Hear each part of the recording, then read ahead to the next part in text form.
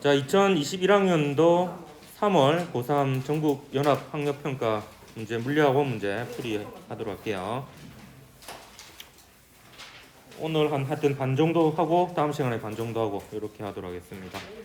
자, 1번 문제 보면 그림은 자유낙하하는 물체 A와 수평으로 던진 물체 B가 운동하는 모습을 나타낸 것인데요. 옳은 것을 모두 골라라.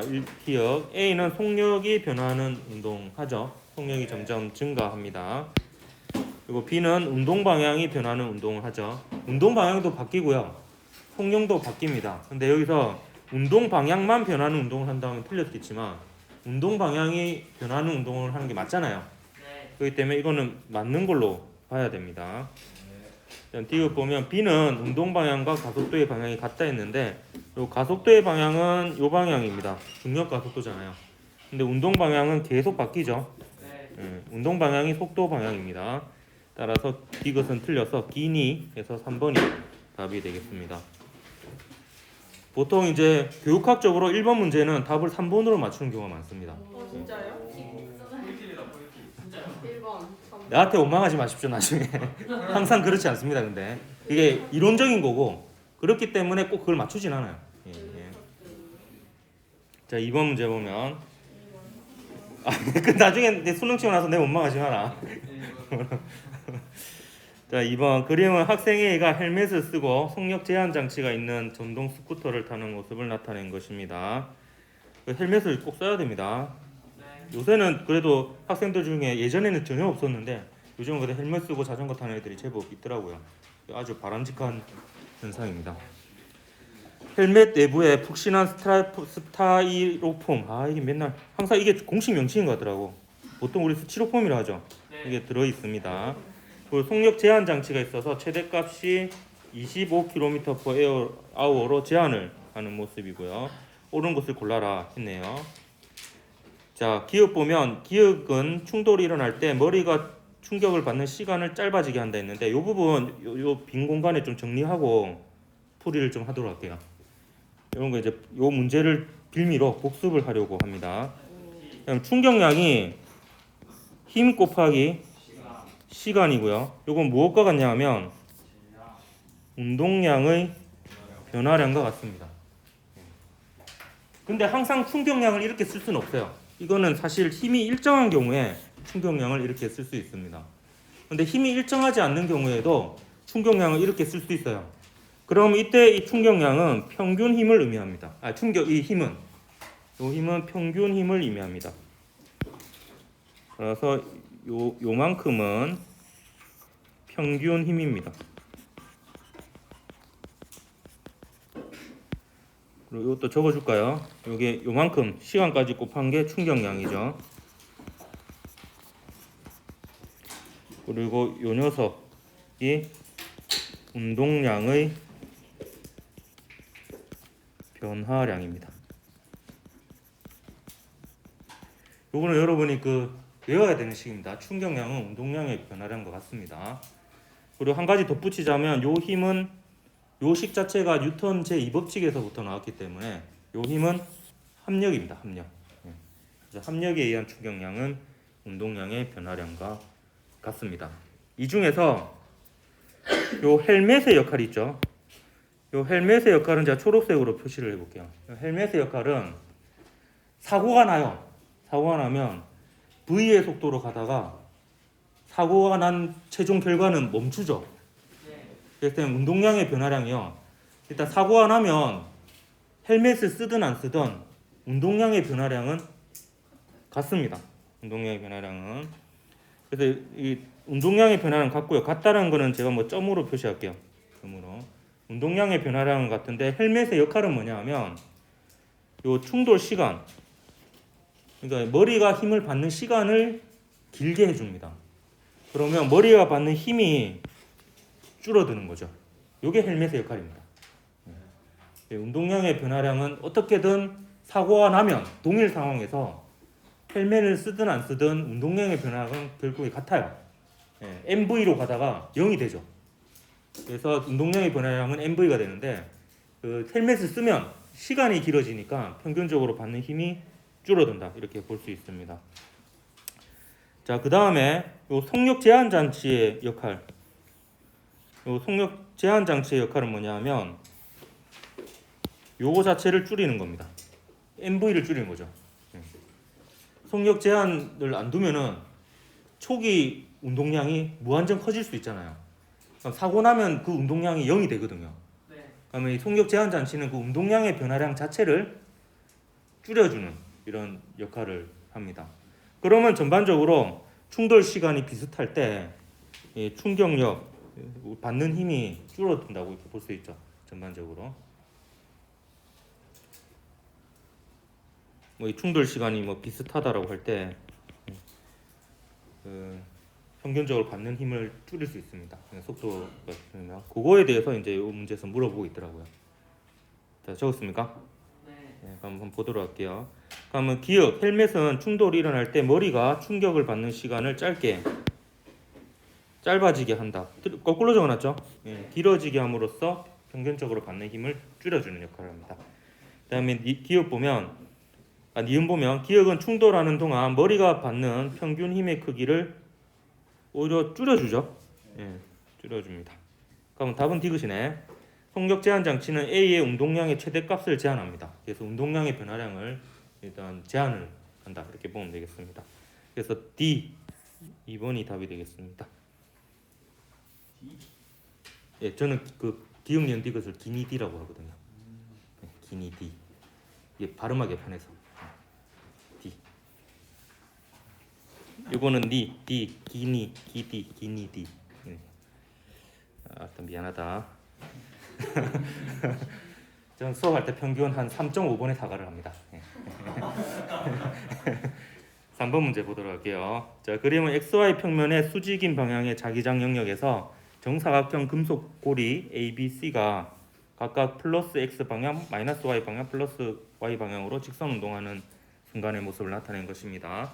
자기장의 영역에서 자기장은 일정하고 균일합니다. 자기장은 변하지 않아요. 유도 전류가 흐르는 고리만을 있는 대로 고른 것은 했네요. 단 ABC 사이의 상호작용은 무시하는 무시무시한 문제가 되겠습니다. 역학에만 무시무시한 문제가 있는 게 아니에요. 자, 이 부분 다 대본대로 하고 잘 원활하게 이루어지고 있습니다. 반응은 원활하지 않는데요.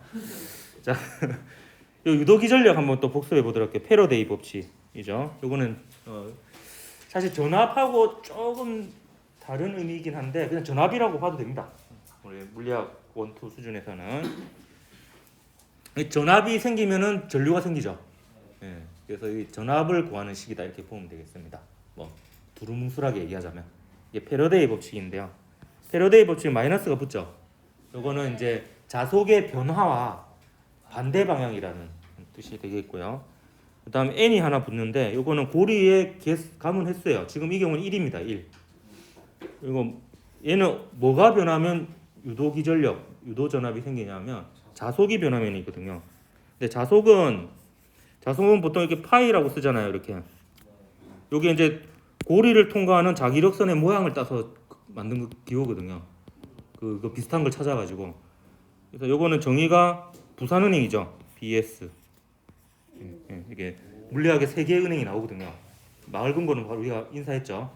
이때 부산은행이 나오고 그 국민은행은 여러분이 볼 수 있을까? 네, 볼 수 있어요. 볼지만 상수 KB 국민은행이거든요.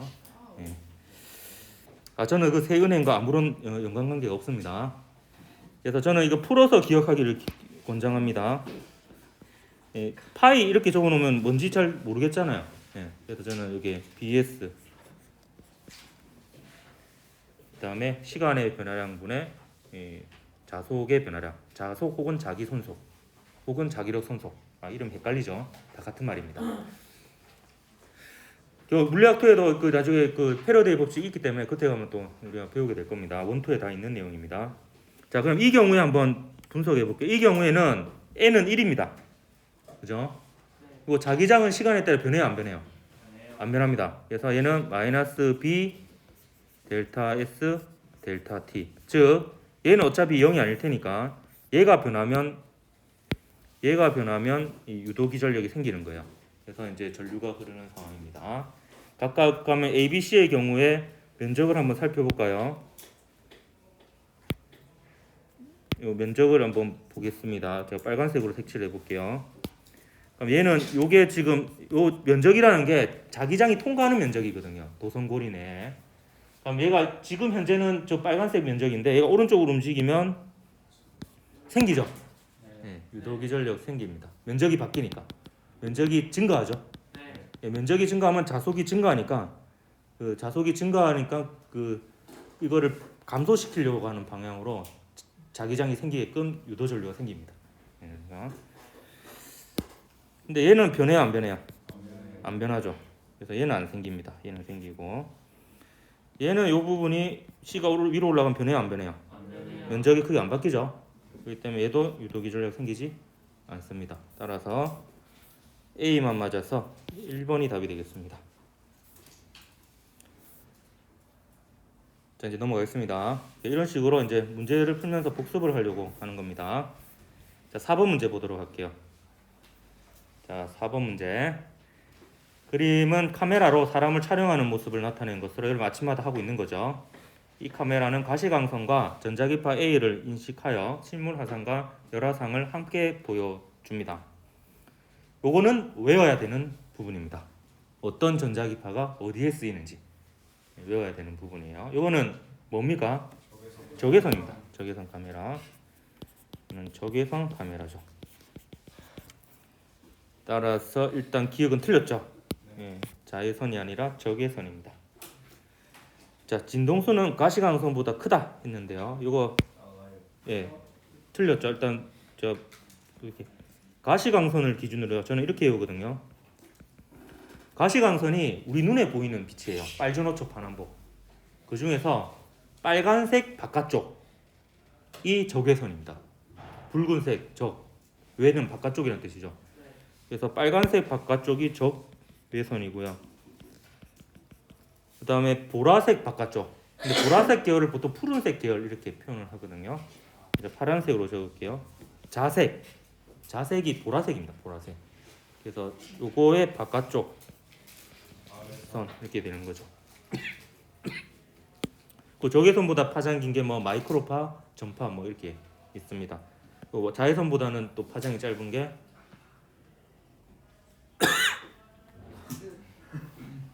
예, 뭐가 있죠? X선, 감마선 뭐 이런 게 있죠. 자, 그래서 이 문제는 여기까지만 필요하니까 여기까지만 쓸게요. 여기가 위로 올라갈수록 파장이 깁니다.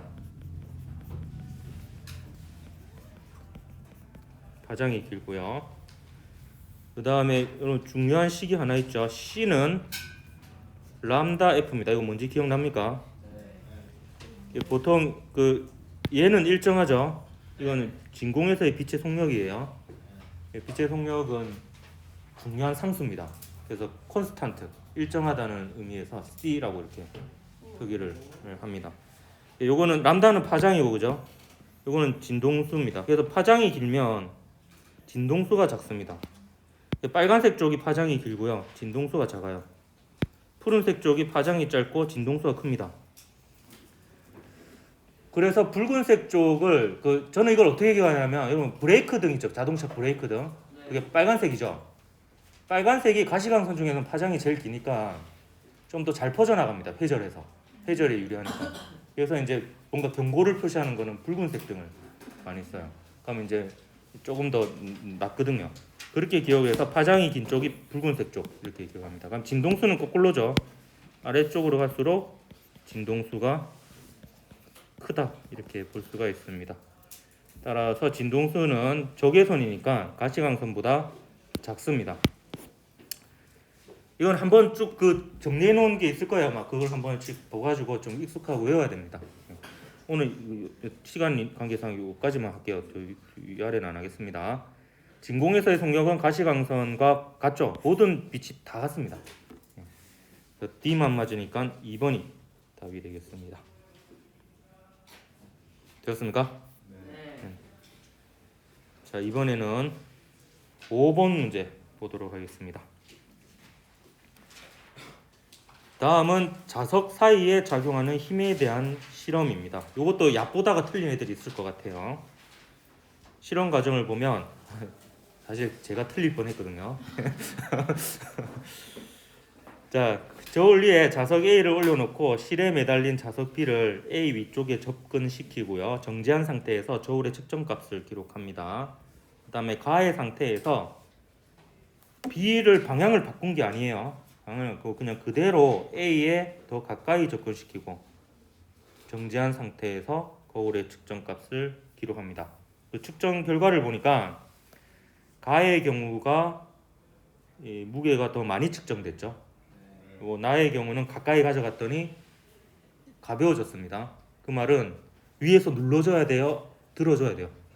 들어줘야 가벼워지죠. 그래서 A가 받는 힘의 방향을 표시해 보면 A는 위쪽으로 힘을 받습니다. 그러면 A가 B에 작용하는 자기력은 작용 반작용이니까 아래쪽으로 작용하겠죠. 여기 이제 자기력이 뜹니다. 자기력. 그럼 자기력은요, 우리가 공식으로 배우진 않지만 당연히 가까이 가면 자기력이 셉니다. 멀어지면 자기력이 약하고요. 그럼 왼쪽의 경우에는 어차피 지금 A나 B나 방향이 안 바뀌었잖아요. 그런 말은 없으니까. 그러면 방향은 똑같습니다. 똑같은데 그 크기가 작은 거죠. 그래서 이거는 좀 덜 들어올리고 얘는 좀 많이 들어올리고. 그럼 자석의 A의 무게는 1.2N보다 더 컸겠죠. 근데 이건 살짝 들어올리고 있는 상황이고 이건 많이 들어올리고 있는 중이고 뭐 이렇게 되겠습니다. 저는 근데 왜 실수를 할 뻔했냐면 이 B가 은연중에 방향이 반대라고 그냥 아무 생각 없이 생각을 해가지고 얘는 누르고 얘는 잡아당기는 거꾸로네. 얘는 잡아당기고 얘는 누르는 건가? 이렇게 근거 없는 생각을 하다가 나갈 뻔했죠. 그래서 딱 문제에 주어진 조건만으로 생각을 해야 되겠습니다. 기억 보면 가에서 A, B 사이에는 서로 미는 자기력이 작용한다. 틀렸죠.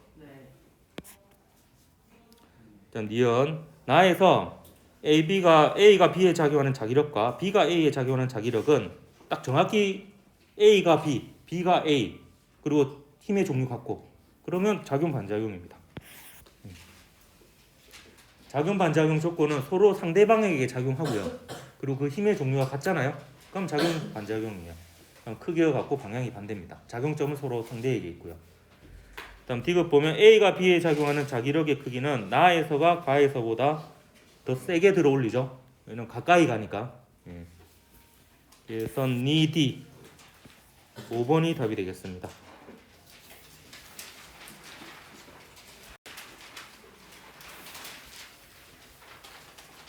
자, 이제 넘어가서 6번 문제 한번 보도록 할게요. 6번 문제도 이게 자료 자체는 여러분 생소했을 것 같습니다. 그래서 생소하게 느낄 수 있겠지만 그렇게 막 어렵게 나온 문제는 아니었습니다.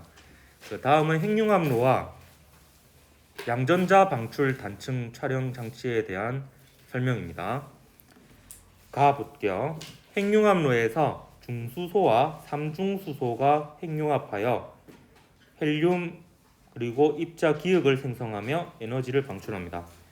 이럴 때 중수소는 뭘 의미하냐면요. 원래 수소가 양성자 한 개잖아요. 근데 중성자 한 개가 붙어서 무거운 수소다라는 의미에서 중수소, 무거울 중자를 씁니다.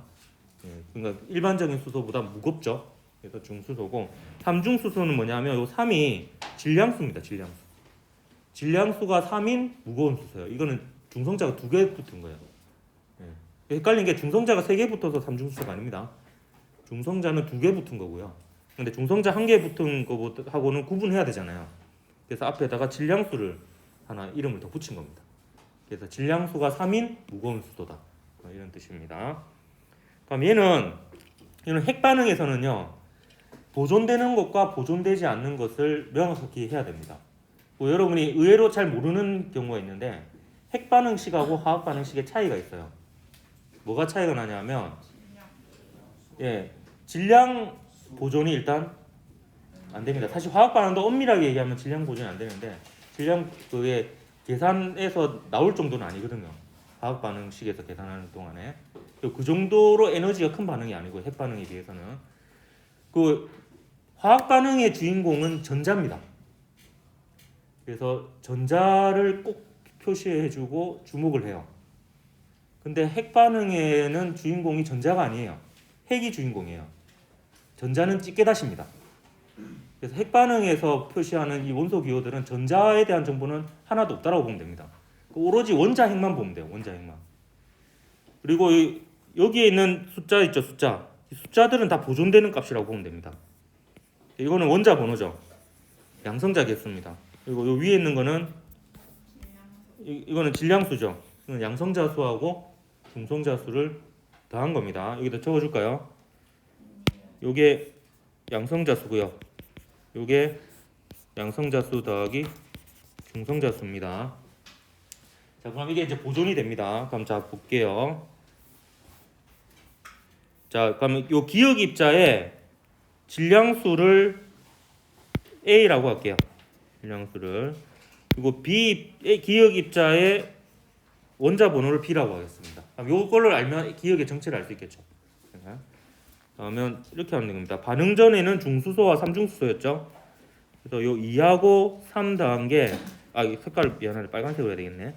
2하고 3 더한 게 4 더하기 A가 됩니다. 그래서 이렇게 쓸 수가 있겠죠. 2 더하기 3은 4 더하기 A에서 A는 얼마입니까? 1이 됩니다. 똑같은 방식으로 1 더하기 1은 이게 반응 전에 중수소하고 삼중수소였죠. 반응 후에는 얘하고 얘죠. 2 더하기 B가 됩니다. B는 얼마예요? 0입니다. 철수 아니고요. 따라서 A 기억은 철수가 아니겠죠. 미안합니다. 따라서 기억은 0, 1이니까요. 이게 뭐예요? 원자 번호가 없어요. 일단 그럼 양성자가 하나도 없는 거죠. 근데 질량수가 있으니까 중성자죠. 중성자 한 개입니다.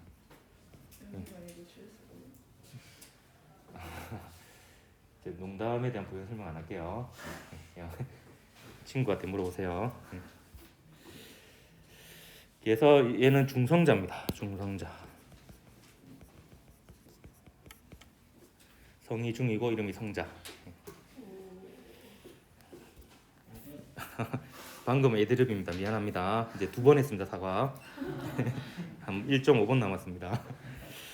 자, 나와 볼게요. 다음 인체에 투입한 물질에서 방출된 양전자가 전자와 만나서 소멸합니다. 양전자는 전자의 반대 입자입니다. 입자와 반대 입자, 혹은 반입자라고도 하는데요. 입자와 반대 입자, 입자와 반입자가 만나면 놀라운 일이 펼쳐집니다. 없어집니다. 입자는 없어지고 에너지로만 바뀝니다. 막대한 에너지가 되겠죠. 근데 다행히 전자는 질량이 그렇게 많이 크지는 않기 때문에 이게 우리가 몸 안에서 지금 일어난 반응이거든요. 엄청나게 큰 에너지가 나오면 안 되잖아요. 그래서 우리 몸을 해칠 정도는 아닙니다. 그래서 이제 요걸 여기서 나오는 그게 빛의 형태로 나오거든요. 에너지가 그 빛을 감지해 가지고 그 패턴으로 이게 질병을 진단하는 그런 장치가 되겠습니다. 옳은 것을 골라. 기억은 양성자 아니고요. 성이 중시죠. 중성자입니다. 틀렸습니다. 성을 잘못 적어놨네. 자, 이음 보면 가에서 핵융합 전후 입자들의 질량수 합은 같죠. 질량수는 보존됩니다. 그러니까 질량수가 줄어들 만큼의 막대한 변화는 일어나지 않아요. 그러니까 그 질량이 줄어들긴 하는데요. 그게 질량수 하나가 통째로 날아갈 만큼 줄어들지는 않습니다. 그래서 질량수의 변화는 없습니다. 질량수가 아주 정확한 질량을 나타내는 건 아니거든요. 어차피. 그래서 질량수는 보존되는 정도 됩니다. 일단 니은 보면 나에서 양전자와 전자의 질량이 감마선의 에너지로 전환된다. 이렇게 볼 수 있습니다. 요거를 쌍소멸이라고 합니다. 네, 쌍소멸. 쌍생성도 있어요. 그러니까 갑자기 입자와 반입자가 생기기도 해요. 네, 어떤 특정한 조건 내에서는. 요 식이죠. 결국에 적용되는 거는 이는 델타 M 이게 질량의 변화량이거든요. 그러니까 양전자와 전자의 질량의 합만큼이 없어지는 거니까 그 둘의 합이 되겠죠. 이 경우에는 C의 제곱이 붙죠. MC 스퀘어. 그래서 이게 요만큼의 에너지가 이제 생깁니다. 빛의 형태로 방출이 되고요. 니디 해서 4번이 답이 되겠습니다. 자, 넘어가겠습니다.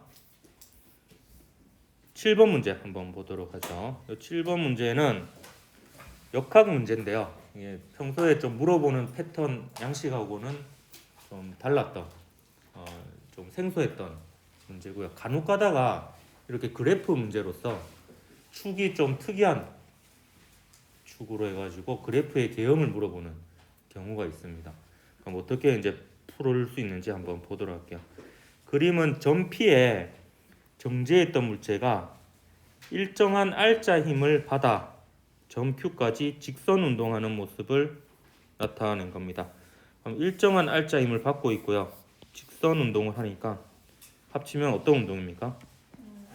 등 뭐가 일정하죠? 가속도가 일정하죠? 네, 등가속도 직선 운동입니다. 우리가 그래프를 그리려면요, 그 위에 가로축과 세로축 사이의 관계식을 구해야 되잖아요. 구해야 되는데 그 과정에서 이제 식들을 막 조합을 해야 되는데 등가속도 직선 운동이니까 등가속도 직선 운동 공식을 활용할 수 있겠구나. 이게 이제 떠올라야 되는 문제입니다. V는 V0 플러스 AT라든지 S는 V0T 플러스 2분의 1 AT 제곱이라지. 내가 이겼다. 아니 조금 시간도 간 것 같은데. 잘 갔다 와. 자, 어디까지 했지? 공식을 쓸 수 있다고 그랬죠. V는 V0 플러스 AT, S는 V0T 플러스 2분의 1 AT 제곱, 2S는 V제곱 빼기 V0 제곱 이렇게 쓸 수가 있습니다. 근데 이때 물어본 거 봅시다. 물체가 P에서 Q까지 가는데 걸린 시간을 시간 나왔습니다. 시간은 물체의 질량에 따라서 나타낸 그래프로 가장 적절한 것은 이렇게 되어 있네요. 근데 여기에 숨겨진 게 하나 더 있습니다. P에서 Q까지 가는 데죠. 그러니까 그러면 요 P에서 Q까지 가는 데니까 이게 일단 조건이 P에서 Q까지 가는 게 하나의 조건이잖아요. 그러니까 이걸 S라고 할게요. 그러니까 S만큼 가는데 걸린 시간을 질량하고 어떤 관계가 있는지 그래프로 물어본 겁니다. 그럼 여기에 있는 정보들을 한번 보세요. 요 위치 정보 있죠.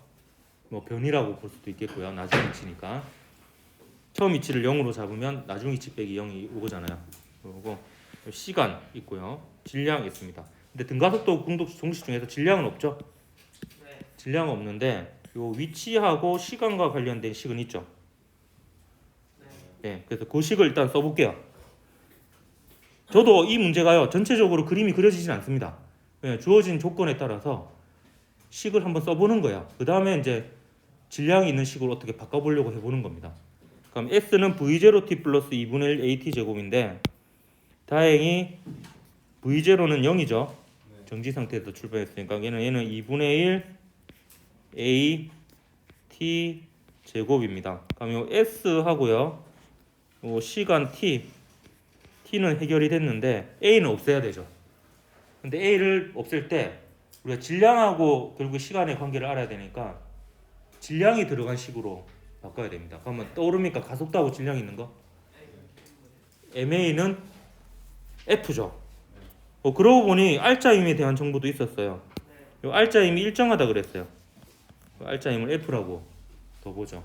그러면 MA는 F니까 A는 N분의 F가 되겠죠. N분의 F. 그래서 얘가 2분의 1 N분의 F의 T의 제곱 이렇게 됩니다. 그러면 여기서 이제 관계는 T하고 M 사이의 관계를 물어봤잖아요. T하고 M 사이에. 그러면 이제 T에 대해서 이거 가로축이 뭐고 질량이고 세로축이 시간이죠. 그러니까 Y는 뭐 X 뭐 이런 식이잖아요. 그러니까 세로축은 뭐 가로축 이렇게 해야 되니까 시간에 대해서 정리를 해야 되겠네요. 그러면 일단 시간의 제곱은 그대로 놔둡시다. 시간의 제곱에 대해서 정리를 하면은 얘가 어떻게 되노? F분의 2S가 됩니까? 2S M이 되죠. 지금 뭐 한 건지 알겠죠? 이쪽은 요 맨 왼쪽 하고요. 맨 오른쪽 요 등식에서 이제 t의 제곱에 대해서 정리를 한 겁니다. 그러니까 2분의 1 곱하기 n분의 f를 좌변으로 넘긴 거죠. 예.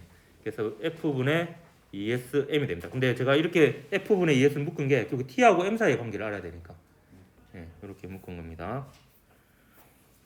요 t하고 m 사이의 관계를 알아야 되니까요. 여기에서 이제 그 t는 이라고 해야 되잖아요. 그래야지 우리가 그래프의 개형을 알 수 있으니까 양변에 루트를 씌웁니다. 그러면 f분의 2s는 지금 조건이 상수죠. 일정한 알짜임이고요. p에서 q까지 그 거리를 가는데 시간하고 질량 사이의 관계입니다. 그러면 최종적으로 t는 루트 m에 비례하는 이런 꼴이 되는 거죠. 그러니까 y는 루트 x에 비례하는 그래프가 됩니다. 그러면 그 그래프의 개형은 배웠죠? 예, 몇 번이 되겠습니까? 그럼요. 2번에는 2번이 답이 되겠네요. 예, 이렇게 되겠습니다. 나 정리할 시간을 좀 줄까요?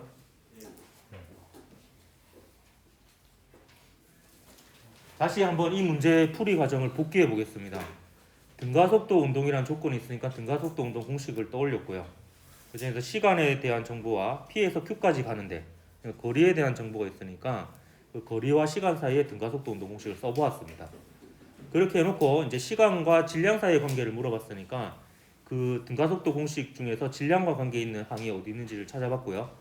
가속도가 있으니까 ma 꼴 f를 떠올려서 a를 n분의 f로 바꿔서 이제 그래프의 개형을 구하려면 가로축 값은 세로축 값은 가로축으로 이루어진 식 이렇게 바꿔야 되거든요.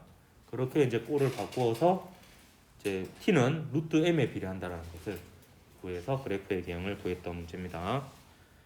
자, 이제 8번 문제로 가봅시다. 자, 8번 문제 다시 팔팔하게 풀어보기 위해서 스트레칭 한번 합니다.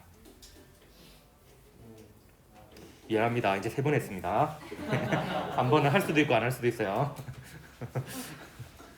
아, 탄식 나왔습니다. 그게 아니에요. 그게 아니야? 내가 아니야? 네, 아니에요. 아니야? 엄청난 고민 중이에요. 엄청난 고민 중이야? 네. 뭐가 고민인데? 이 5개 중에 뭐가 제일 예쁜지 고민하고 있어요. 모를 때는 맨 가운데. 가운데. 예. 자, 8번 문제.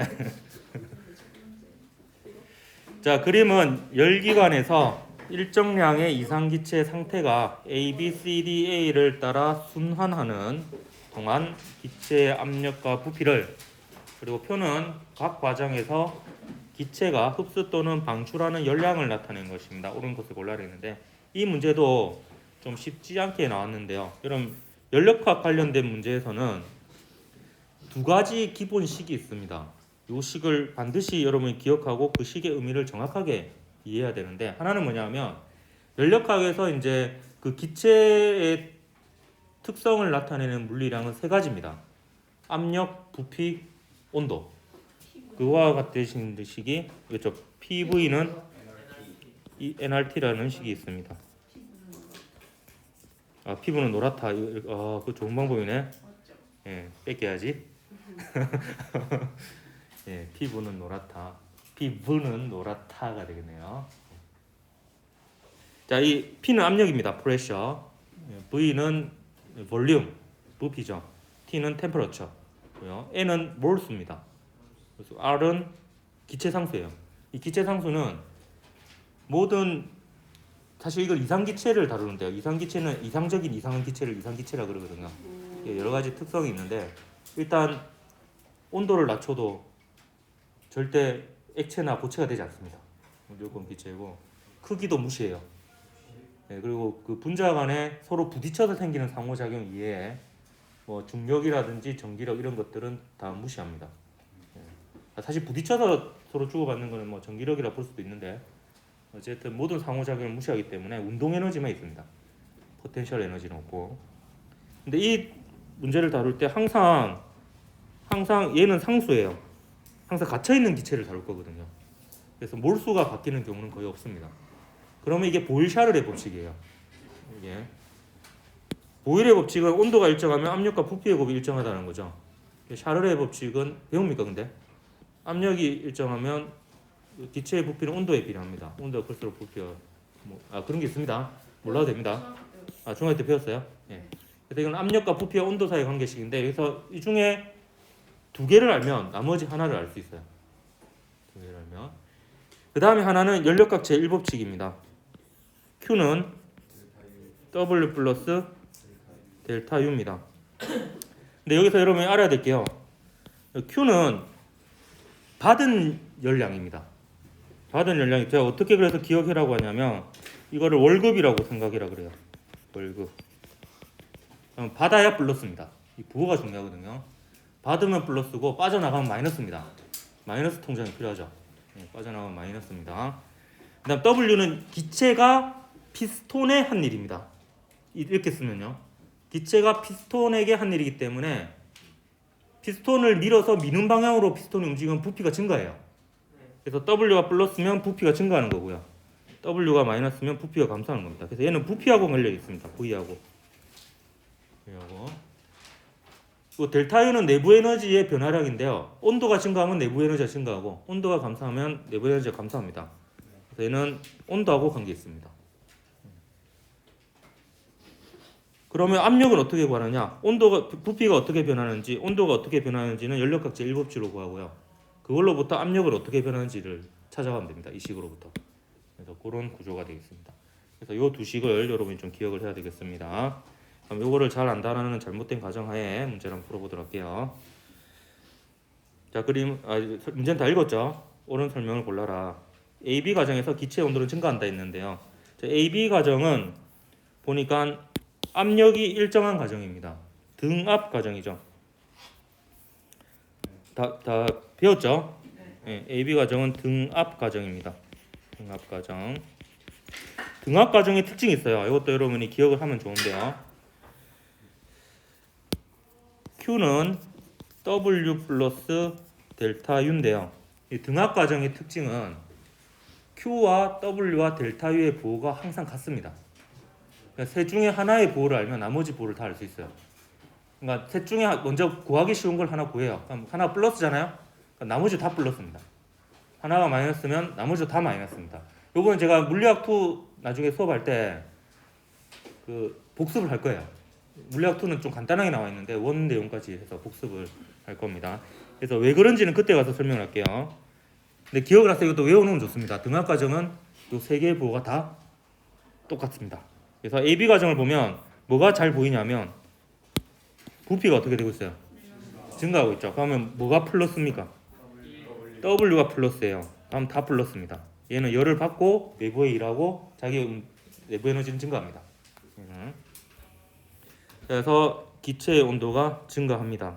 그래서 기억 맞죠? 그다음 기체가 한 번 순환하는 동안 한 일인데요. 자, 한 번 순환했을 때 중요한 특징이 있습니다. 한 번 순환할 때 중요한 특징. 한 번 순환하면요. 이게 무슨 말이냐면 여기가 A 상태에서 출발해서요. B, C, D, A 상태로 오는 겁니다. 그러면 상태 방정식은 4개가 있어요.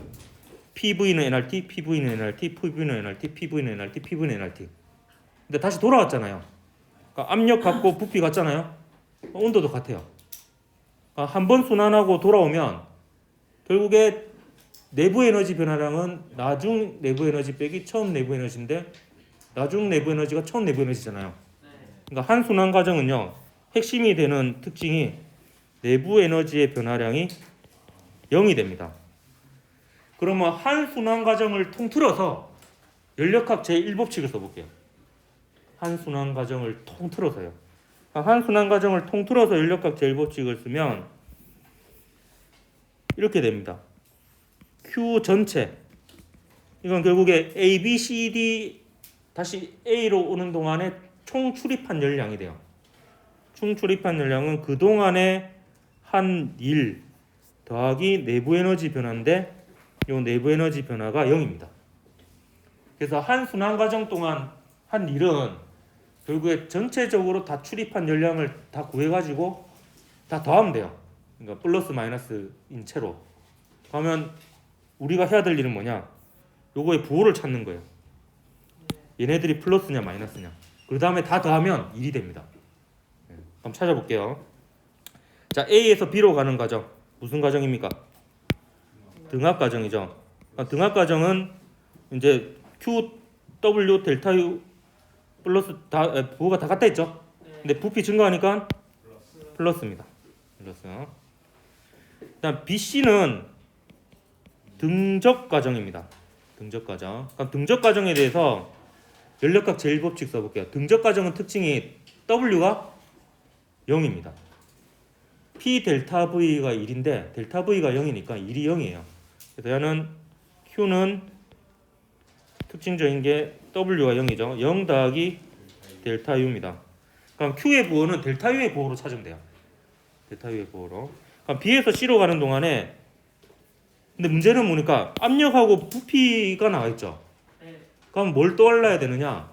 온도를 구하려면 압력, 부피, 온도 사이의 관계식인 PV 이꼴 nRT를 떠올라야 돼요. 그럼 압력 곱하기 부피가 클수록 T가 크죠.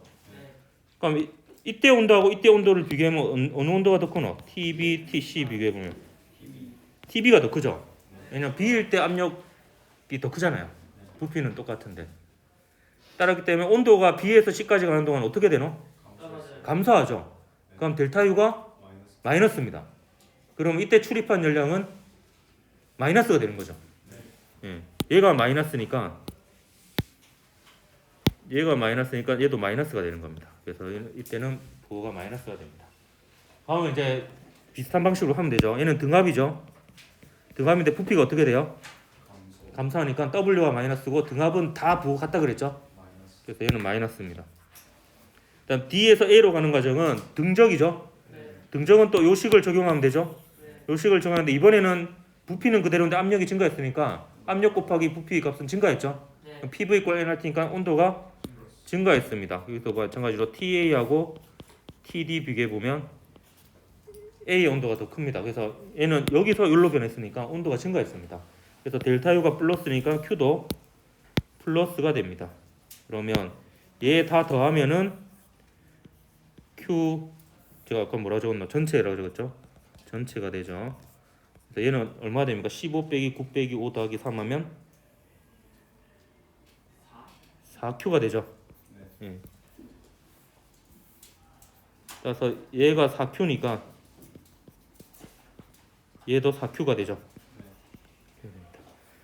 그래서 한 번 순환하는 동안 한 일은 16Q가 아니라 4Q가 되겠습니다. 4Q. 이게 니은 때문에 좀 많이 어려웠던 나 이런 식으로 많이 틀려요. 풀었네 하고 동그라미 좀 풀었네. 다 풀었네 하고 동그라미 이러면 안 됩니다. 이래서 니은은 틀렸고요. 이제 디귿은 열기관의 열 효율인데 열기관의 열 효율은 보통 E라고 이렇게 표기하는데 얘는 Q분의 W인데요. Q1분의 보통 W 이렇게 표시를 하는데 Q1은 뭐냐 하면 이 열기관을 작동시키기 위해서 투입한 열이에요. 그러니까 열기관의 입장에서는 받은 열입니다. 그러니까 Q 중에서 플러스인 녀석들만 더해야지 요 Q1이 되는 거예요. 그러니까 우리가 열기관을 작동시키기 위해서 열을 투입하잖아요. 이게 우리가 투자를 한 거죠. 그러니까 투자 대비 이제 W는 1입니다. 1. 얻어낸 겁니다. 그래서 이게 효율입니다. 그래서 Q1은 플러스인 녀석만 더해야 돼요. 그러면 얼마가 되노? 15Q하고 더 플러스인 게 3Q가 플러스죠. 그리고 W는 우리가 위에서 구했죠. Q 전체가 되니까 플러스 마이너스인 거 다 더해야 됩니다. 요거 계산하면은 9분의 2가 됩니다. 18분의 4니까. 그 예전에 했던 내용들 기억이 납니까? 네. 그래서 기D 3번이 답이었던 문제였습니다. 야, 저 벌써 시간이 이래 됐나? 네. 야, 한 문제만 더 풀어볼게요. 너무 짧게 풀었다. 야, 그림과는 지표면 근처에서 발생한 소리의 진행은 이게 내가 너무 여유롭게 했네.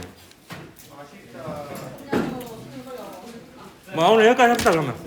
야, 이거 30분까지 맞나 근데? 네, 30분까지 맞아요. 뭔가 손은 느낌 알았다. 자, 9번 문제 보도록 하겠습니다. 자, 그림가는 지표면 근처에서 발생한 소리의 진행 경로를 따라 나타낸 것이고요. 여러분도 소리를 내고 있고요. 점 AB는 소리의 진행 경로상의 지점으로 A에서 소리의 진동수는 F입니다. 그리고 여러분의 소리도 진동수가 여러 개가 있네요. 자, 그럼 나는 가에서 지표면으로부터 높이와 소리의 속력과의 관계를 나타낸 것입니다. A에서 B까지 진행하는 동안 소리에 대한 옳은 설명만을 보기에서 있는 대로 고른 것은 했는데요. 일단 여러분 그 굴절이라는 현상이 있는데, 굴절은 파동이 그 매질에 따라 진행을 하다가 매질의 상태가 달라지면요 속력이 달라집니다. 그러면 이 꺾이는 현상이 굴절이 되겠습니다. 그래서 굴절은 최종적으로 A 지점에서 B 지점으로 파동이 진행을 했다라고 했을 때 그 A 지점에서 B 지점까지 갈 수 있는 여러 가지 경로 중에서 가장 시간이 짧은 경로를 택하게 됩니다. 그게 이제 굴절의 원리가 되겠고요. 그다음 여러분 또 파동에 대해서 기본적으로 알아야 될 게 옆에다가 필기를 좀 하도록 할게요. 파동의 전파 속력은 파장 곱하기 진동수인데요. 이 중에서 이 진동수 있죠? 이 진동수는 파원에 의해서 결정이 됩니다. 그래서 이 진동수는 한번 딱 파원에서 정해지면요, 파동이 발생하는 지점에서 정해지면 얘가 전파되는 동안에 변하지 않습니다. 진동수는 바뀌지 않습니다. 근데 매질에 따라서 요 속력과 파장이 바뀌게 됩니다. 근데 이 속력은 그럼 뭐에 의해서 결정이 되느냐? 속력은 매질에 의해서 결정이 됩니다. 물론 이제 파동의 종류에 따라 다르겠죠. 그는 기본적인, 그는 너무나 당연한 거여서 얘기를 안 한 거고요. 같은 종류의 파동일 때 매질의 상태, 지금 이 경우에는 그 높낮이에 따라서 공기 온도가 다르거든요. 그거에 의해서 소리의 전파 속력이 달라집니다. 따라서 이 속력은 파장에 비례한다, 이렇게 또 볼 수가 있습니다. 이 경우에는, 이 문제에서는, 이 문제에서가 아니고 일반적으로 파동은 이렇다고 볼 수가 있겠습니다. 진동수가 똑같을 때 한번 생긴 파동은 진행하는 동안에 속력이 파장에 비례합니다. 일단 여기는 보면 그 꺾이고 있죠. 꺾이고 있기 때문에 이건 굴절하고 있는 겁니다. 그래서 굴절하면서 진행을 하고요. 이것도 대략 보면은 여기 매질의 경계면을 이렇게 딱 찝어보면요, 이게 법선이거든요. 나중에 또 뒤에 문제에서 하겠지만 법선과 이루는 각이 큰 쪽이 속력이 빠르거든요. 그래서 지금 위쪽이 속력이 빠릅니다. 그냥 밤에는 그 아래쪽이 차갑기 때문에 속력은 파동 소리의 전파 속력은 온도가 높을수록 빠르거든요. 땅이 빨리 식어서 밤에는 아래쪽이 속력이 느립니다. 진동수는 F로 일정해요. 진동수는 파원에서 딱 정해지면 변하지 않습니다. 근데 A에서 B로 가는 동안에 요걸로 또 해석할 수 있는데, 요거는 여기서 바로 해석이 됩니다. A에서 B로 가는 동안에 보면 A에서 B로 가는 동안 높이는 어떻게 되고 있습니까? 높아지고 있죠. 그러면 여기가 A 지점이면은 여기가 뭐 B 지점 이렇게 되겠습니다. 높이가 높아지니까요. 이렇게 바뀌는 거죠. 그러면 속력은, 높이는 높아지고 속력은 증가하죠. 따라서 파장은 길어집니다. 속력이 빨라지니까. 진동수는 그대로고요. 파장은 길어집니다. 그래서 기니디에서 5번이 답이었던 문제였습니다. 10번 문제 가보도록 할게요. 자, 그림은 수평면에서 충돌하는 물체 AB의 속도를 시간에 따라 나타낸 것인데, A 운동 방향은 B와 충돌하기 전과 후가 서로 반대입니다. A의 질량은 2kg이고 B의 질량은 물어봤네요. 자, 이 문제는 그 운동량 보존 법칙을 이용해서 풀 수 있는데, 근데 물리학 원 과정에서 엄밀하게 얘기하면 운동량 보존 법칙이 없어요. 없는데 그걸 알고 있으면 풀기 쉬운 문제들이 많이 있어요. 그러니까 오리지널로 풀려면 이걸 작용 반작용 법칙으로 풀어야 되거든요. 이게 무슨 말이냐면 결국에 작용 반작용이 운동량 보존인데요. A하고 B가 서로 힘을 주고 받는다라고 하면 그 두 힘은 작용 반작용으로 크기와 극복 방향이 반대입니다. 그러면 A에 작용하는 힘은 A의 운동량 변화량을 시간으로 나눈 것과 같고요. B에 작용하는 힘은 B의 운동량의 변화량을 시간으로 나눈 것과 같습니다. 근데 두 물체가 서로 동시에 힘을 주고 받으니까 힘을 가한 시간 델타 T는 같아요. 같고 이제 그래서 델타 T를 그대로 똑같이 썼고요. 그럼 이런 관계에 있게 됩니다. 그러면 이걸 정리해 보면 델타 T를 없애 보면요. 델타 PA하고 델타 PB, 그러니까 A의 운동량 변화량과 B의 운동량의 변화량의 합은 0입니다. 그러면 A와 B의 운동량의 합의 변화량도 0이다 이렇게 볼 수가 있어요. 그러면 최종적으로 A의 처음 운동량을 PA, B의 처음 운동량을 PB라고 하고 A의 나중 운동량을 PA 다시, B의 나중 운동량을 PB 다시라고 하면 이런 관계에 있게 됩니다. 이게 다름 아닌 이제 운동량 보존 법칙이죠. A하고 B가 서로 충돌을 할 때 충돌 전 운동량의 총합은 충돌 후 운동량의 총합과 같습니다. 이게 이제 운동량 보존 법칙이거든요. 그래서 요 식을 안다라고 가정하고 이걸 그냥 그대로 써보도록 하겠습니다. 그럼 이 경우에 얘가 충돌하고 있는 도중이죠. 이 구간이. 그래서 이게 충돌 전 정보고요. 이게 충돌 후 정보입니다. 속도에 대한 정보가 나와 있죠. 그리고 A의 질량은 2kg 나와 있고 B의 질량은 구해야 되니까 M으로 두겠습니다. 그럼 충돌 전 운동량의 총합을 먼저 적어 볼게요. 충돌 전 A의 운동량은 2kg이고요. 속도는 5m/s죠. 그리고 B는 정지해 있었습니다. 그래서 운동량이 0이고요. 충돌 후 운동량은 A의 질량 2kg 곱하기 A의 속도 마이너스 3입니다. 그리고 B는 질량을 모르죠. 운동 속도는 플러스 2입니다. 자, 오늘 계산 과정 다 생략할게요. 요거 계산하면 질량 M은 8kg이 나올 겁니다. 그래서 답은 몇 번이고? 4번이 되겠습니다. 그래서 이거는 그냥 운동량 보존 법칙을 알고 있었으면 간단하게 풀 수 있었던 문제가 되겠습니다. 넘어가서 11번 문제 보도록 하겠습니다. 자, 그림과는 수소 기체 방전 간에 전압을 걸었더니 수소 기체가 에너지를 흡수하는 빛이 방출되는 모습을 나는 보호의 수소 원자 모형에서 양자수 n = 2, 3, 4의 에너지 준위와 가에서 일어날 수 있는 전자의 전위 과정 A, B, C를 나타낸 것입니다. BC에서 방출하는 빛의 파장은 각각 람다 B, 람다 C이고요. 그래서 수소 원자 안의 전자는 특정 에너지 값만 가질 수 있고 그 특정 에너지 값을 에너지 준위라고 얘기를 합니다. 그래서 이 그래프가 그 에너지 준위를 나타내는 그래프인데요. 이 그래프를 해석하는 방법을 좀 알려주도록 하겠습니다. 자, 위로 갈수록 에너지가 큽니다. 자, 에너지는요 마이너스 값이 방향이 아닙니다. 크기를 의미하는 부호입니다. 그래서 마이너스이면서 절대값이 작아야지 에너지가 큰 겁니다. 에너지가 마이너스면요. 그래서 보면 1.15보다 0.85가 작죠? 그 절대값이. 근데 마이너스가 붙었기 때문에 마이너스 0.85가 마이너스 1.51보다 큰 겁니다. 에너지가. 그래서 위로 갈수록 에너지가 큰 거예요. 자, 그 다음 또 옆에다가 좀 필기를 하도록 할게요. 자, 뭐냐면 요 길이 있죠. 화살표 길이. 요 화살표 길이가 전자가 요 에너지 준위에서 요 에너지 준위로 전위를 하면서 이 경우에는 이제 에너지가 높은 곳에서 낮은 곳으로 가죠. 그럼 광자를 방출합니다. 그래서 얘 전위를 하면서 광자를 흡수하거나 방출하는데 요 길이는 그 광자의 에너지에 비례합니다.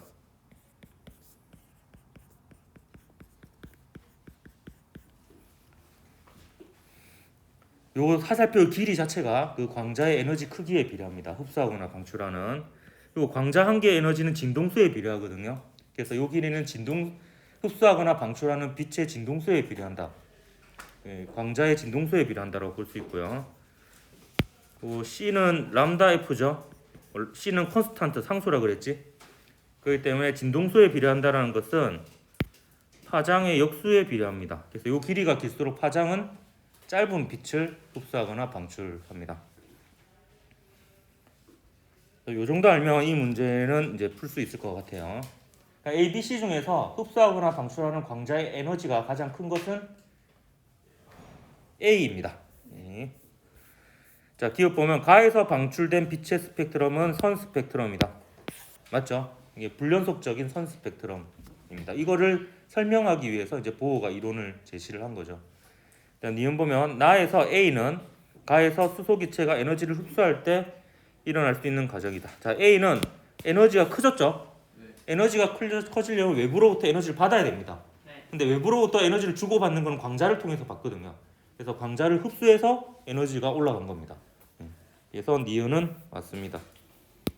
일단 B하고 C 비교하고 있네요. 파장을 비교하고 있네요.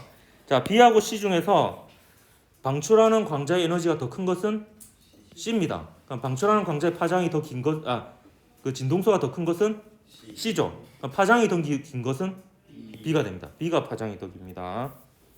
그래서 파장은 B가 더 길다, 맞죠? 그래서 기니 D에서 5번이 답이었던 문제입니다. 쉴 틈이 없습니다. 12번으로 넘어갑니다. 12번. 자, 그림과는 직류 전원장치 저항 PN 접합 다이오드 스위치 S로 구성한 회로를 나는 가해 다이오드를 구성한 반도체 XY 에너지 T 구조를 나타낸 것입니다. 아이고 숨차네. 자, 옳은 것을 골라. 자, 일단 봅시다. 자, X 보면 원자과 D의 양공이 전도 D에는 전자보다 더 많아요. 그래서 이거는 과잉 양공만 그려놓은 거거든요. 이건 양공이 더 많으니까 무슨 형 반도체입니까? P형 반도체입니다. Y는 원자과 D의 양공보다 전도 D의 전자가 더 많죠. 이는 네거티브형 N형 반도체가 되겠습니다. 자, 그러면 얘가 PN이죠. 그럼 P형 반도체를 전지의 플러스극, N형 반도체를 전지의 마이너스극에 연결하면 순방향이 돼요. 왜 그렇게 되냐면 이런 전지의 역할은 뭐냐면 전지는 회로에서 전기장을 만들어줘요. 따라서 이거 플러스 방향에서 나와가지고 플러스 극에서 나와서 마이너스 극으로 향하는 요 방향으로 전기장을 만들어줍니다. 그러면 전기력은 전하량 곱하기 전기장이거든요. 근데 이 중에서 방향을 가지는 것은 요 전기력하고 전기장이에요. 그럼 전기력과 전기장의 방향은 전하가 플러스면은 같고요. 전하가 마이너스면 반대입니다. 그럼 자, P형 반도체는 양공이 주인공이죠. 양공이 이제 전하를 운반합니다. 그러니까 양공은 플러스 전하죠. 그렇기 때문에 이제 전기장과 같은 방향으로 접합면 쪽으로 움직이게 되고요. N형 반도체의 전자는 음전하죠. 음전하는 얘가 마이너스니까 얘랑 부호가 반대입니다. 전기장 오른쪽 방향이죠. 전지가 만드는 전기장은. 그러니까 얘는 왼쪽 방향으로 힘을 받아서 접합면에 몰리게 됩니다. 그럼 양공과 전자가 결합을 하게 돼요. 그럼 또 이 전지에서는 양공을 밀어주고요. 공급해줍니다. 여기 마이너스 극에서는 전자를 공급해줘요. 또 결합을 해요. 공급, 결합, 공급, 결합, 공급, 결합 이렇게 되니까 원활하게 흐르게 되는 겁니다. 이게 순방향입니다. 역방향은 반대죠. 접합면에서 멀어집니다. 양공과 전자가. 자, 이제 다 풀었습니다. 여기 X는 P형 반도체이다. 맞죠? 네. 이건 S를 닫으면 순방향입니다. 저항의 전류 흐르겠죠. 네. 그 다음 S를 닫으면 Y의 전자는 PN 접합면에서 멀어지는 게 아니라 가까워집니다. 순방향이니까. 그래서 기니에서 3번이 답이 되겠습니다. 13번 문제 넘어가도록 할게요. 자, 13번. 그림과 같이 매질 A와 B의 경계면에 입사각 45도로 입사시킨 단색광 XY가 굴절하여 각각 B와 공기의 경계면에 있는 점 P와 Q로 진행하였습니다. XY는 PQ에 같은 세기로 입사하며 입사했네. 축하해야 되네요. 네. 취직한 거잖아. 미안합니다. 자, P와 Q. 자, 이거는 미안해. 나도 모르게 준비도 안 되고 전반사가 일어났습니다. 자, P와 Q 중에서 한 곳에만 전반사가 일어났어요. P하고 Q 중에 옳은 것을 골라라. 단 XY의 진동수는 같다. 똑같은 동일한 빛이에요. 동일한 빛을 동일한 세기로 보낸 겁니다. 자, 굴절률 이렇게 물어보고 있는데 여기서 잠깐 복습하고 넘어갈게요. 자, 매질의 경계면이 있어요. 여기서 이제 파동이 이렇게 가요. 그러면 굴절을 하게 됩니다. 왜냐하면 속력이 달라요. 여기서의 속력을 V1, 여기의 속력을 V2라고 하겠습니다. 그럼 속력이 다르면 꺾입니다. 예를 들어서 이렇게 꺾였다고 합시다. 여기 꺾이면 요게 법선입니다. 매질의 경계면의 수직인 선.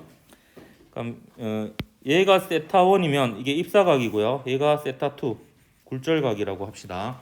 그러면 요 V1, V2, 세타1, 세타2 사이에 굴절의 법칙이라는 법칙이 관계가 있습니다. 그게 이렇게 됩니다. V1분의 사인 세타1은 V2분의 사인 세타2입니다.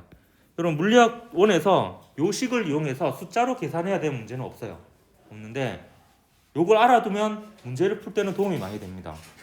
이 식을 잘 보면요. 자, 세타1, 세타2 중에 세타1이 더 크죠? 그러면 사인 세타는요, 지금 법선과 이루는 거니까 0도에서 90도입니다. 0도에서 90도 사이에는 세타가 클수록 사인 세타도 커요. 그러면 세타1, 세타 중에서 얘가 더 크니까 얘가 더 크죠, 얘보다. 그럼 큰 수는 큰 수로 나누고 작은 수는 작은 수로 나눠야지 등식이 성립해요. 따라서 이 법선과 이루는 각이 큰 쪽이 속력이 빠릅니다. 그걸 여러분이 기억을 해야 돼요. 굴절에서 법선과 이루는 각이 큰 쪽이 속력이 빠릅니다. 근데 여기에다가 양변에 C를 곱해줘요. 진공에서의 빛의 속력이죠.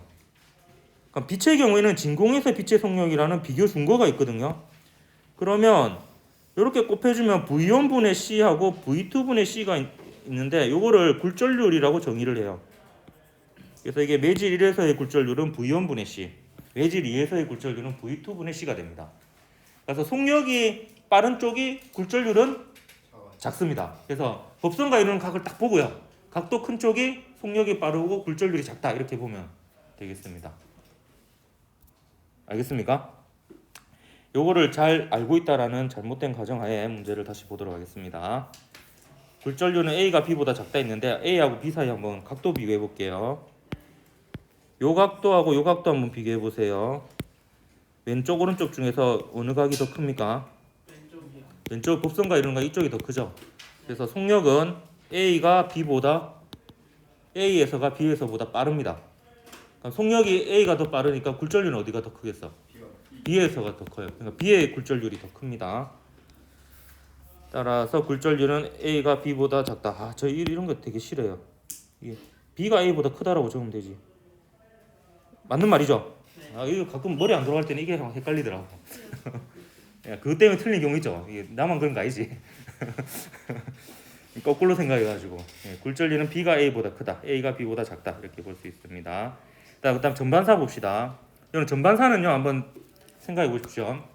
인계각이라는 개념이 있었어요. 인계각은 뭐냐면 굴절각이 90도일 때 입사각이에요. 그러면 전반사가 되는 조건 내에서 입사각을 계속 키우다 보면 굴절각도 점점 커져서 90도가 되는 순간이 있거든요. 그러니까 그거보다 입사각이 더 크면 전반사가 됩니다. 따라서 전반사가 잘 되려면 입사각이 커야지 전반사가 될 가능성이 높잖아요. 그러면 좀 P하고 Q는 동일한 빛이니까요.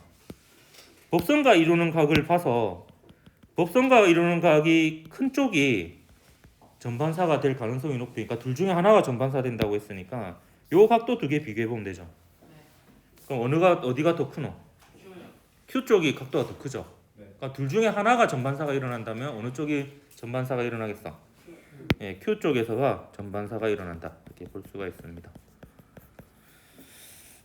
따라서 이윤도 맞네요. 그다음 디귿 보면 P에서 반사된 X의 세기와 Q에서 반사된 X의 세기를 물어보고 있네요. 자, 그러면 매질의 경계면에서는 일단 기본적으로 일부 굴절, 일부 반사예요. 기본은. 근데 일단 여기서 출발한 거는 빛의 세기가 같았죠.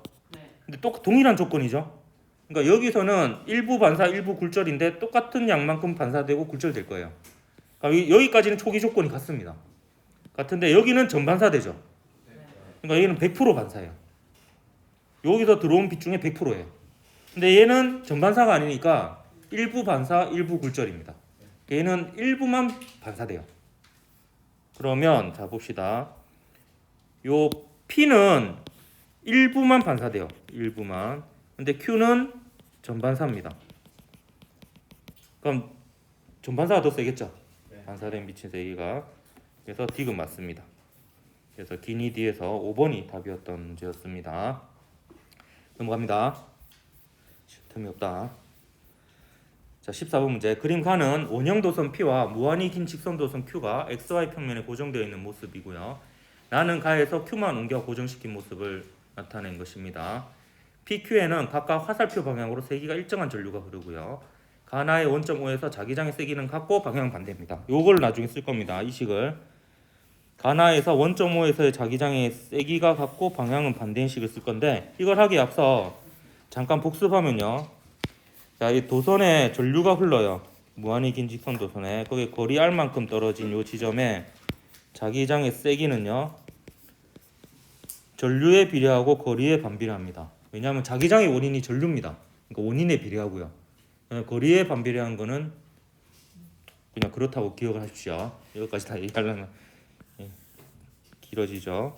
원형도선에서는 원형도선에 또 전류가 이렇게 흐른다고 칩시다. 그러니까 원형도선은 관심 있는 지점이 요 원형도선의 중심이에요.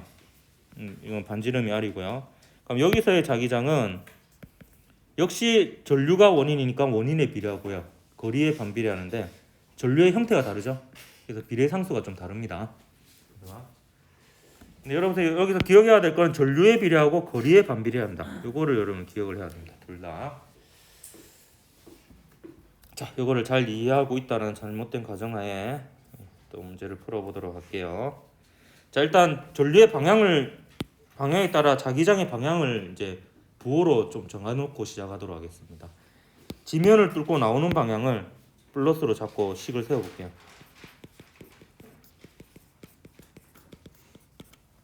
자, 그러면 자, 요 녀석에 의한 P에 의한 자기장을 지금 O 지점에서의 자기장이 크기가 같고 방향이 반대라는 조건이 있거든요. 자, 그럼 요 지점에서 이제 요 P에 의한 자기장을 BP라고 둘게요. 근데 부호는 이 방향으로 오른손에 네 손가락을 감아보면 안 나오나?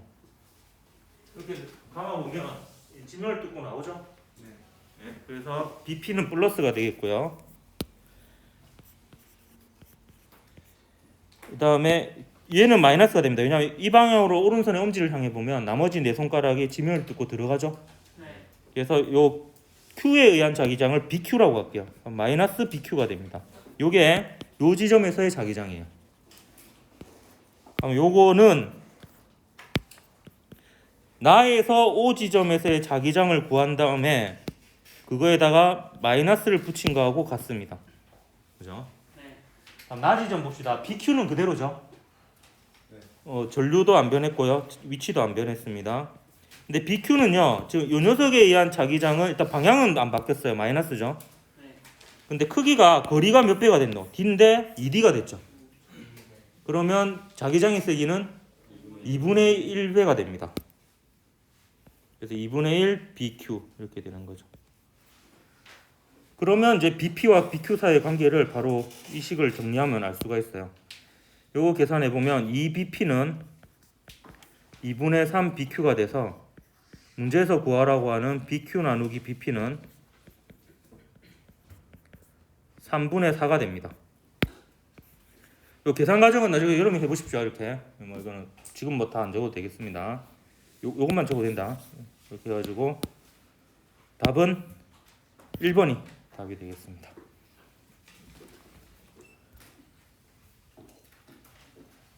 넘어가도록 할게요. 우리 점심시간 소중하니까 15번 문제.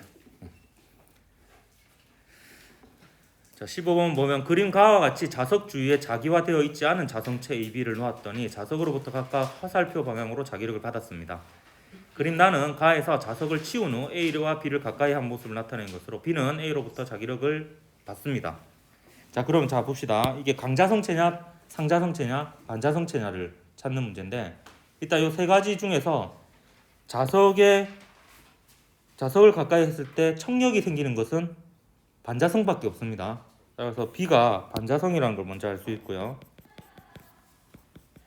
근데 AB는 처음에 자기화되어 있지 않았어요. 근데 자석을 가까이 했다가 자석을 이제 멀리한 상태에서 B에 가까이 가져갔어요. 근데 이 사이에 자기력이 작용했죠. 네. 그럼 얘는 자석이라는 거예요. 그럼 자석을 만들 수 있는 거는 강자성체밖에 없습니다. 그래서 A는 강자성체, B는 반자성체입니다. 그래서 기억 맞고요. 가에서 A와 B는 같은 방향으로 자기화되어 있다 했는데 이거 한번 와다를 보도록 할게요. 자, 여기서 외부 자기장을 만들어주는 건 자석입니다.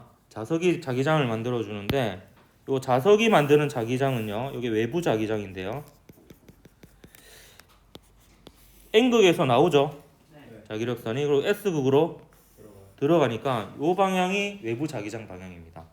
근데 요 A는요 강자성체죠. 그럼 외부 자기장과 같은 방향으로 자기화됩니다. 그래서 여기가 N, 여기가 S가 되니까 NS가 가까이 있죠. 인력이 작용하는 거예요. 반면에 반자성체는 외부 자기장인 파란색 화살표하고 반대 방향으로 자기화됩니다. 그러면 이 화살표가 향하는 쪽이 N극이거든요. 그러면 이제 S극, S극이 가까이 있으니까 청력이 작용하는 거예요.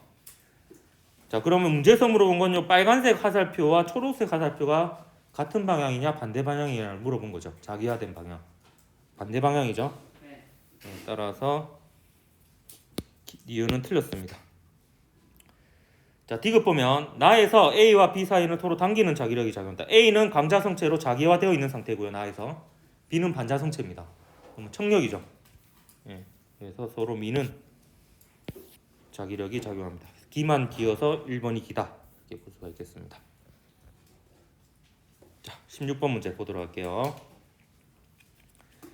자, 그림과는 전화 결합 소자 CCD가 내장된 카메라로 빨강 장미를 촬영하는 모습을 나는 광학 현미경으로 관찰할 수 없는 바이러스를 파장이 람다인 전자의 물질파를 이용해 전자현미경으로 관찰하는 모습입니다.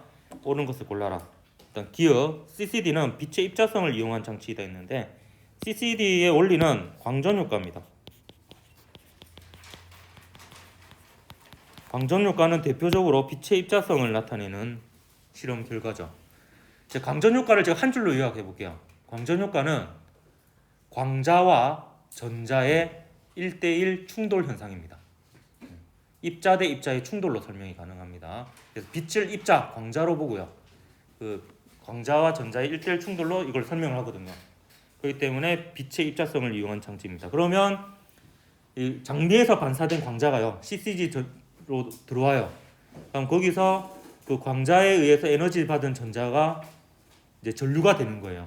그러면 이제 그 전류 신호로서 그 이제 화면을 만들어내는 거예요. 그 신호로. 그다음에 람다는 여기서 람다는 뭐였습니까? 그 전자의 물질파 파장이죠. 이 전자의 물질파 파장은 빨간색보다 훨씬 짧습니다. 이거 좀 설명을 하도록 할게요. 물질파 파장은요. 일단 회절부터 설명해야 되겠네요. 람다가 길수록 회절이 잘 됩니다. 이건 외워야 되는 부분입니다. 회절이 잘 되면 상이 뿌얘집니다. 그러니까 회절이 잘 된다는 것은 현미경으로 분리하다는 뜻입니다.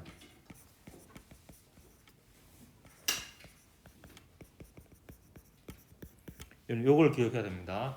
파장이 길수록 회절이 잘 되고 회절이 잘 되면 그 물체의 경계면이 모호해지기 때문에 상이 흐릿해져요. 그래서 현미경으로 분리합니다. 그래서 나온 게 전자현미경이에요. 왜 전자현미경이 나왔느냐? 자, 전자를 파동으로 볼 수 있고요. 그럼 전자의 파장을 계산할 수 있는데 전자의 파장은 운동량분의 플랑크 상수입니다. 이걸 이제 mv분의 h라고 볼 수 있죠. 근데 이 플랑크 상수가 됐다 작습니다. 이게 됐다 작다라고 하면 적으면 안 되지. 매우 작다.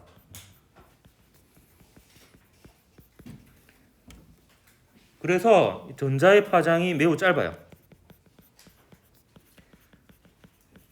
플랑크 상수가 얼마나 작냐면 10의 마이너스 수십승 정도 됩니다. 그래서 웬만큼 아니면은 그 물질파의 파장이라는 거를 측정할 수 없을 정도로 짧아요. 근데 전자는 그나마 질량이 매우 작거든요. 그러니까 얘도 작은데 얘도 작아 놓으니까 어느 정도는 파장이 우리가 측정할 수 있는 거예요.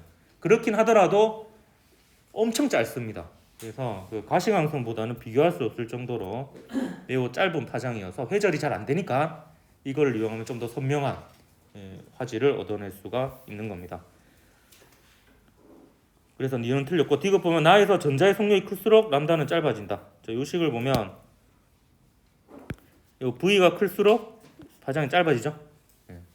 전자의 질량은 변화 없을 거고요. H도 변화가 없을 거 아니야. 플랑크 상수고 전자의 질량은 변함이 없으니까 전자의 속력이 빠를수록 파장은 짧습니다. 그래서 물질파 파장 공식을 외우고 있어야 됩니다.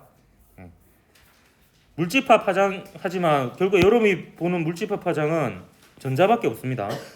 전자의 파장이라고 봐도 됩니다. 자, 넘어가서 17번 문제 보도록 할게요. 자, 17번 문제는 특수상대성 이론 문제로 굉장히 좀 많이 어렵게 나온 편이에요. 근데 제가 동시성의 상대성에 관해서 잠깐 설명하고 넘어갈게요. 동시성의 상대성 분석할 때 딱 저는 두 가지 팁이 있어요. 두 가지 팁이. 뭐냐면 하나는 빛을 어떻게 쫓을 것이냐라는 건데 빛은요 광원이 움직이는 경우에 좀 헷갈리잖아요. 광원이 막 움직이면서 빛을 계속 내놓잖아요. 내놓는데 다 볼 필요 없어요. 광원은요 최초의 위치에서 퍼져나간 빛만 보면 됩니다. 왜냐하면 빛의 속도가 그 누구의 속도보다 빠르기 때문에 광원 자체의 속도보다 빠르거든요. 그래서 최초의 위치에서 광원에서 출발한 빛이 가장 멀리 갑니다. 그래서 그것만 쫓으면 됩니다. 쫓으면 되고 또 하나 여러분 그 여러 개의 좌표에서 막 사건들이 일어나잖아요. 그럼 그 여러 개의 다른 좌표들에서 일어난 사건들은 일어나는 순서가 관찰자에 따라서 다를 수 있습니다. 뭐가 먼저 일어나고 뭐가 나중에 일어나고. 근데 한 좌표에서 일어난 사건은 누가 봐도 동일하게 일어나야 됩니다. 무슨 말이냐면 내가 예를 들어서 제가 오른쪽 옆구리하고 왼쪽 옆구리에요. 레이저 총을 동시에 맞았어요. 동시에 맞았는데 누가 봤을 때는 오른쪽이 먼저 맞고 왼쪽이 나중에 맞고 이런 일이 일어나서는 안 된다고요. 그러니까 내가 레이저 빛을 동시에 맞았으면 어떤 관측자가 봐도 그 또 동일한 현상을 관찰해야 됩니다. 하지만 좌표가 다른 곳에서 일어난 사건들은 순서가 다를 수 있다는 거예요. 근데 각 좌표들에 일어난 사건들은 동일하게 관찰해야 됩니다. 어떤 사건이 일어났는지는. 자, 그럼 17번 문제 볼게요. 그림과 같이 관찰자 A가 관측했을 때 정지한 광원에서 빛 PQ가 플러스 X 방향과 플러스 Y 방향으로 동시에 방출된 후 정지한 각 거울에 반사하여 광원에 동시에 도달합니다. 지금 A에 대해서 설명하고 있는 거예요. 그러니까 A가 봤을 때 이 빛이 동시에 나왔어요. 동시에 나와서 거울에 부딪힌 다음에 동시에 돌아왔어요. 이걸 레이저 총이라고 생각해 보세요. 얘는 나중에 되돌아온 빛에 동시에 맞습니다. 이쪽과 이쪽에 동시에 맞는 거예요. 이건 누가 봐도 동일하게 일어나야 됩니다. 이게 이 문제의 키포인트거든요. 근데 A가 관측했을 때 이렇게 됐어요. A가 관측했을 때. 자, 그다음에 표는 B가 측정했을 때 B는 얘입니다. 얘가 측정한다는 순간 얘는 자기 자신은 가만히 있고요. A하고 거울하고 광원 요 전체가 왼쪽으로 0.6C로 움직이는 거예요.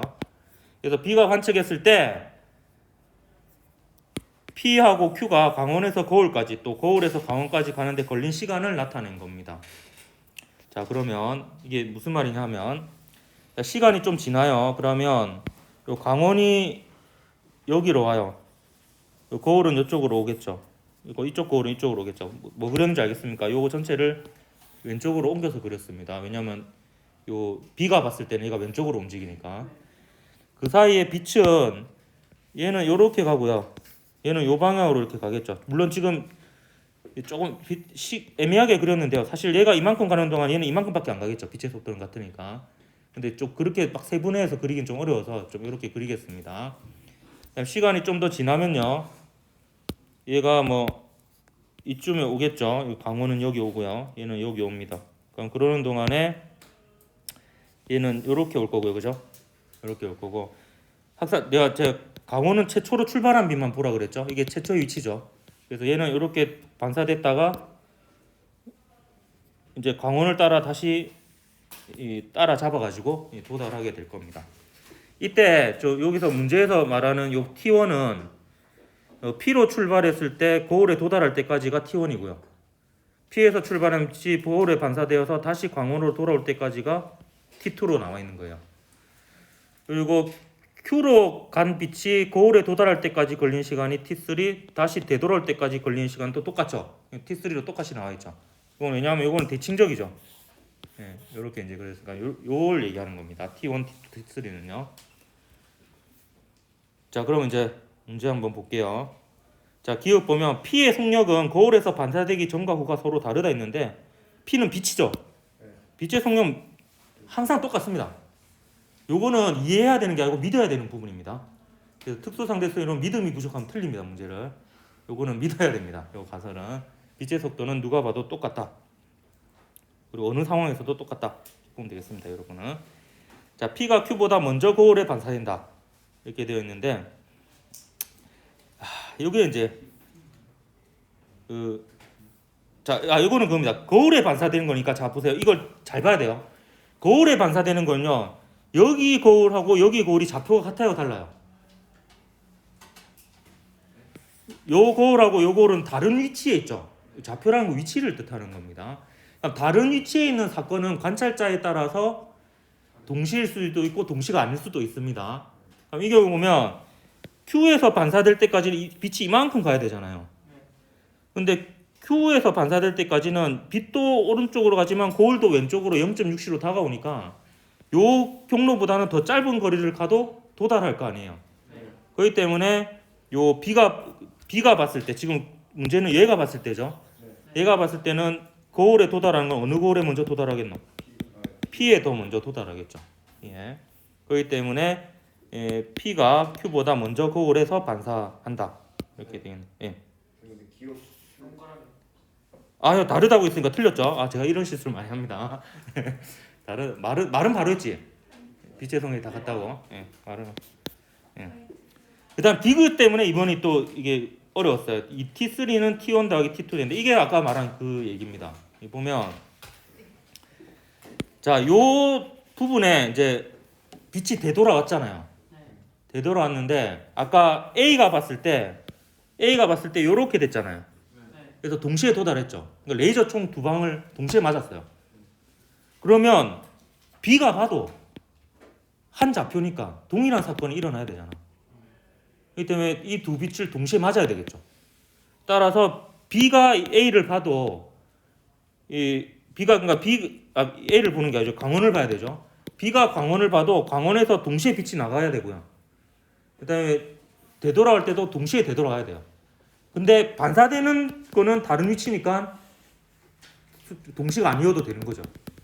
하지만 여기서 일어나는 사건, 동시에 출발했다, 그 동시에 돌아왔다. 이거는 이 좌표에서 일어나는 거니까 A나 B나 똑같이 관측돼야 됩니다.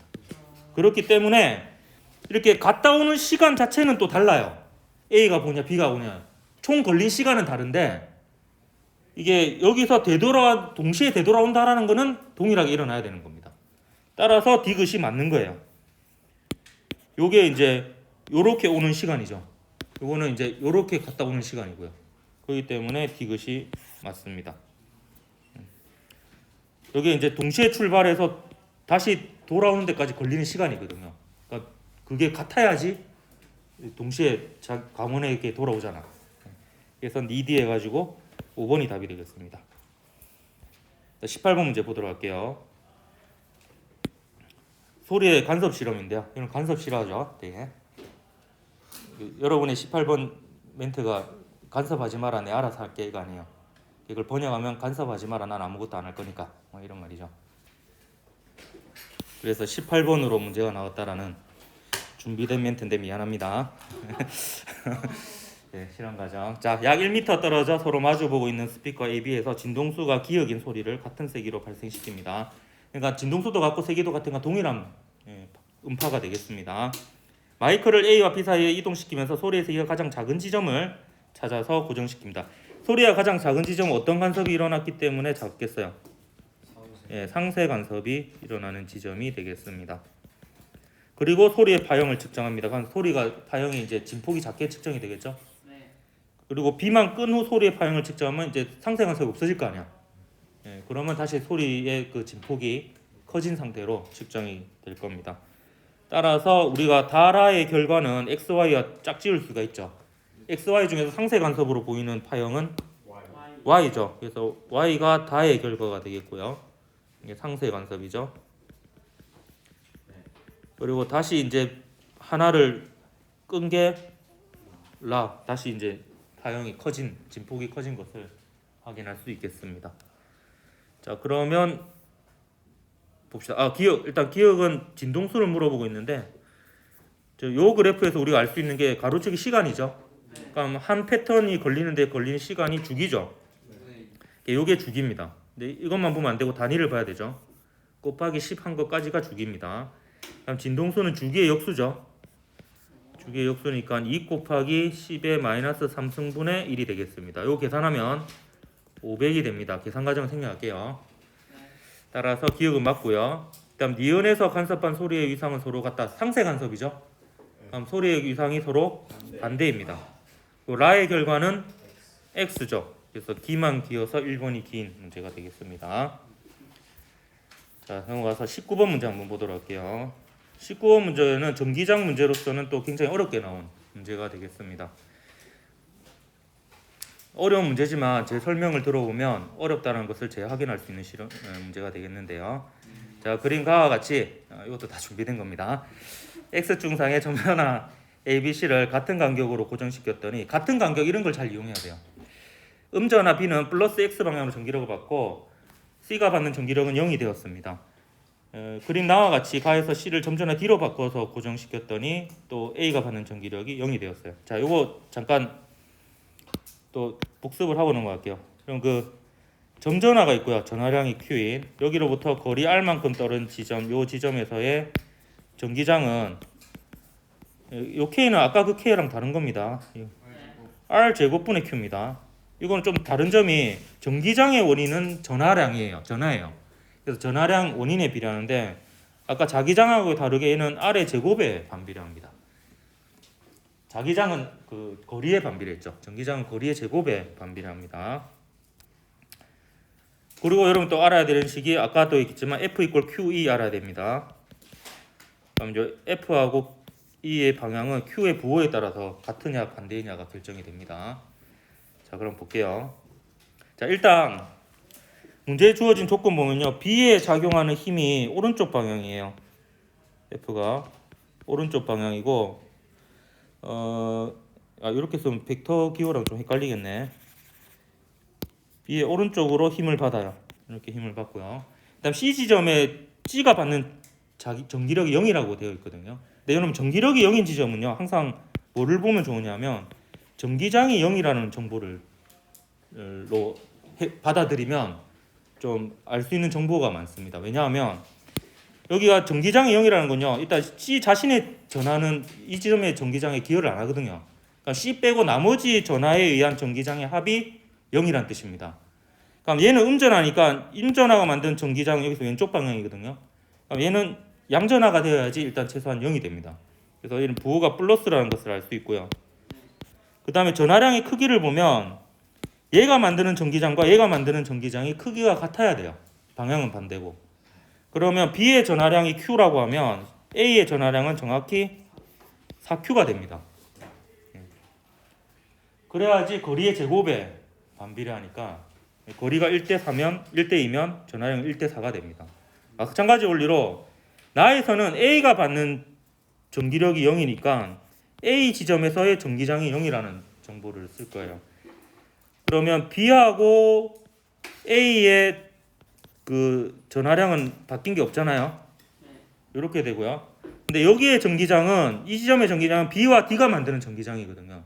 그러니까 B가 마이너스니까 D는 플러스가 돼야 되고요. 그 크기는 4Q가 되어야지 얘가 만드는 전기장과 얘가 만드는 전기장이 크기가 같고 방향이 반대가 됩니다. 그럼 여기까지 하고 일단 문제를 한번 볼게요. A는 음전하였다 일단 어때요? 틀렸죠.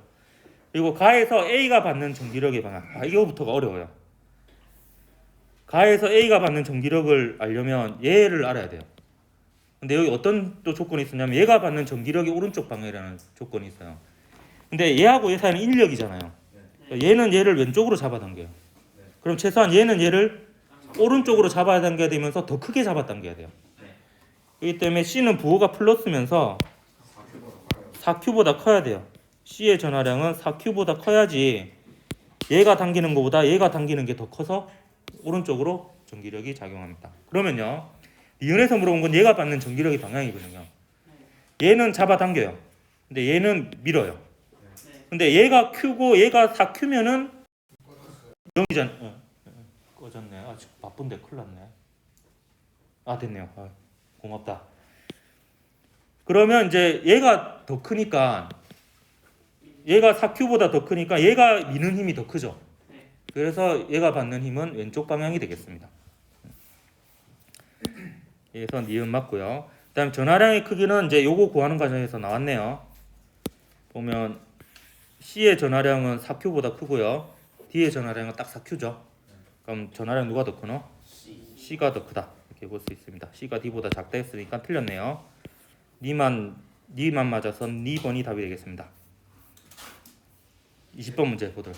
이즈니 2번 아이가. 자, 그린 가와 같이 수평면에서 용수철 AB가 양쪽에서 수평으로 연결되어 있는 물체를 손으로 잡아당겨 정지시켰습니다. AB의 용수철 성중 각각 100N, 200N이고 A가 늘어나는 길이는 0.3N이며 B가 탄성 포텐셜 에너지 0입니다. 야, B의 탄성 포텐셜 에너지 0이라는 게 중요한 조건인데요. 그럼 B가 늘어나지 않았다는 뜻입니다.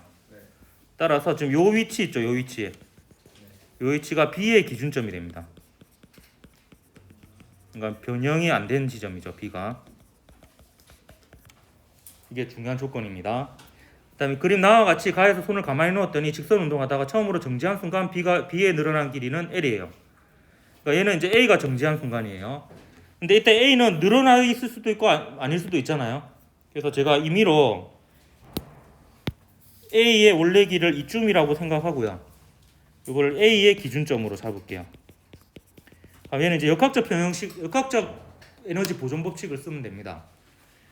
그 탄성력만 작용하는 경우니까 탄성력에 의한 포텐셜 에너지와 운동 에너지 합이 일정한 경우거든요. 그러면 일단 요만큼이 0.3m예요. 왜냐하면 지금 이 상태가 0.3m 늘어난 상태라고 그랬잖아요.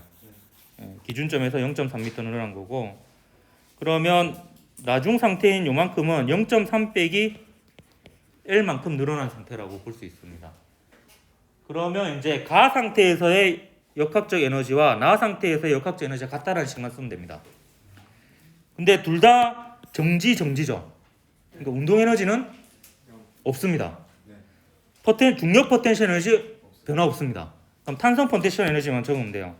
그럼 가에서 탄성 포텐셜 에너지는 2분의 1의 A의 K의 X의 제곱 0.3의 제곱이죠.